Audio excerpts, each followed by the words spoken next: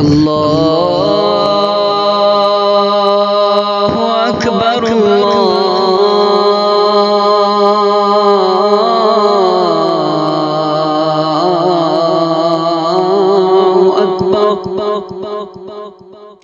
السلام علیکم ورحمۃ اللہ وبرکاتہ۔ بسم اللہ الرحمن الرحیم، حامداً و مصلیاً و مسلما اما بعد۔ ناظرین کرام، آپ سبھی کا ہمارے چینل میں خیر مقدم ہو۔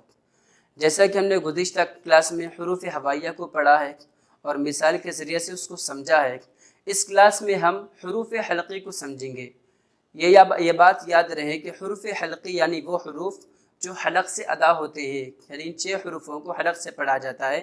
آئیے، حمزہ، ہا، عین، حا، غین، خا، ان 6 حروف میں 4 حروف ہے جس کو باریک پڑھا جاتا ہے، یعنی حمزہ سے لے کر ہا تک ان 4 حروف کو باریک پڑھا جاتا ہے، اور اسی طرح غین، خا، ان دونوں حروف کو موٹا پڑھا جاتا ہے۔ یہ موٹے پڑھے جانے والے حروف میں شامل ہے، یہ باریک پڑھے جانے والے حروف میں شامل ہے۔ آئیے سب سے پہلے ہم حمزہ اور ہا کا مخرج جانتے ہیں، اس کا قاعدہ کیا ہے ملاحظہ کیجیے۔ حمزہ اور ہا، اس کا قاعدہ یہ ہے کہ حلق کے نچلے حصے سے اس کو ادا کیا جاتا ہے، حلق کے نچلے حصے سے اس کو پروننس کیا جاتا ہے۔ یہ حلق ہے اور یہ والا جو مقام ہے یہ اس کا نچلا حصہ ہے، یہ حمزہ اور ہا کا مخرج ہے، یہاں سے حمزہ اور ہا کو ادا کیا جاتا ہے۔ قاعدہ لکھ لیں گے۔ قاعدہ، حمزہ اور ہا یہ وہ حروف ہے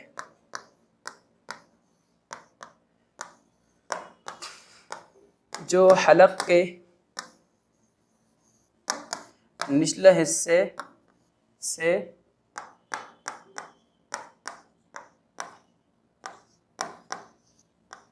ادا ہوتے ہیں۔ حمزہ اور ہا یہ حلق کے نچلے حصے سے ادا کیا جاتے ہیں۔ اس کو موٹے انداز میں یوں سمجھیے، جب ہم ہا اور اسی طرح حمزہ پڑھ رہے ہیں تو ہمارے حلق میں ایک قسم کا وائبریشن محسوس ہوتا ہے، اور یہی علامت ہے کہ ہم نے اس کو مخرج کے مطابق صحیح پڑھا ہے اور مخرج کی ادائیگی صحیح طور پر ہونے لگی۔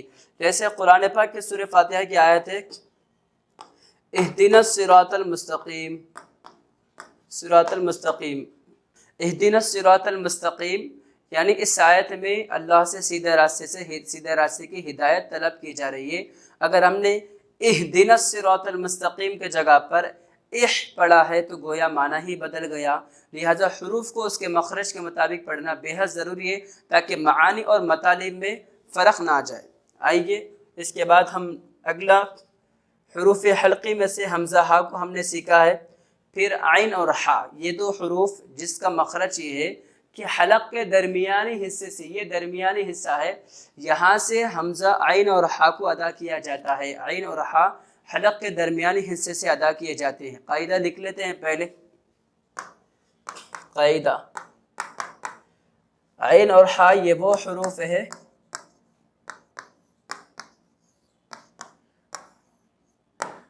جو حلق کے درمیانی حصے سے ادا ہوتے ہیں۔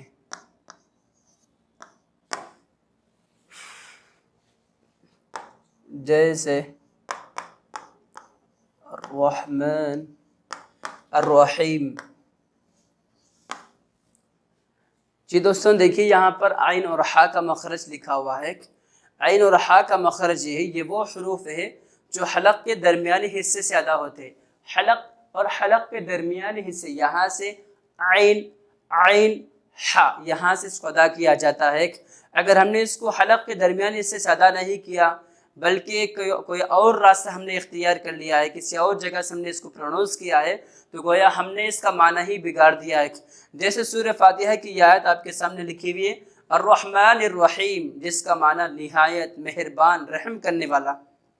اگر ہم نے الرحیم کے جگہ پر ہم نے الرحیم پڑھا ہے، چھوٹی ہا پڑھا ہے، تو پھر معنی یوں ہوگا کہ نہایت مہربان، بارش برسانے والا۔ تو آپ اندازہ لگائیے کہ حروف کو اس کے مخارج کے مطابق پڑھنا کتنا ضروری ہے، اور نہ پڑھنے پر کتنا معنی میں چینج اور کتنا معنی میں تبدیلی واقع ہو جاتی ہے۔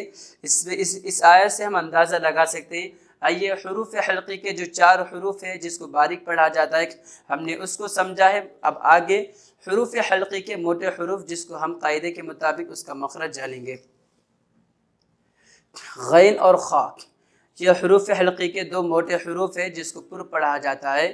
یہ حلق کے اوپری حصے سے ادا ہوتے ہیں. اس کا قاعدہ لکھ لیتے ہیں. قاعدہ غین اور خا یہ وہ حروف ہے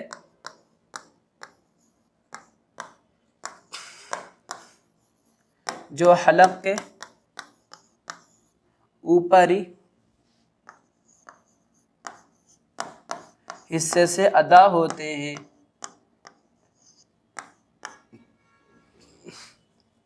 جیسے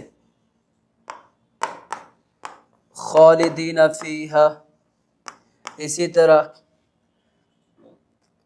غیب السماوات،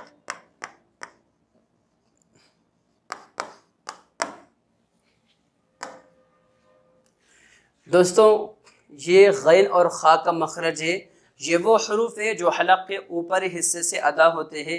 جیسے خالدین فیہا، غیب السماوات جب ہم غیر پڑھ رہے ہیں اور اسی طرح خا پڑھ رہے ہیں تو حلق کے اوپری حصے سے اس کو ادا کیا جا رہا ہے اور یہاں پر ایک قسم کی آواز محسوس ہو رہی ہے اور اسی کو غین اور خا کا مخرج کہا جاتا ہے. لہٰذا یہ چند حروف تھے حروف حلقی جس کو ہم نے آپ کے سامنے تفصیل کے ساتھ مثالوں کے ذریعے سے سمجھایا ہے. امید کہ آپ سمجھ چکے ہوں گے. اگر اس سلسلے میں کوئی اشکال ہے، سوال ہے تو آپ کامنٹس میں ہم سے پوچھ سکتے ہیں. ہم ضرور آپ کو انشاءاللہ تشفی بخش جواب دینے کی مکمل کوشش کریں گے.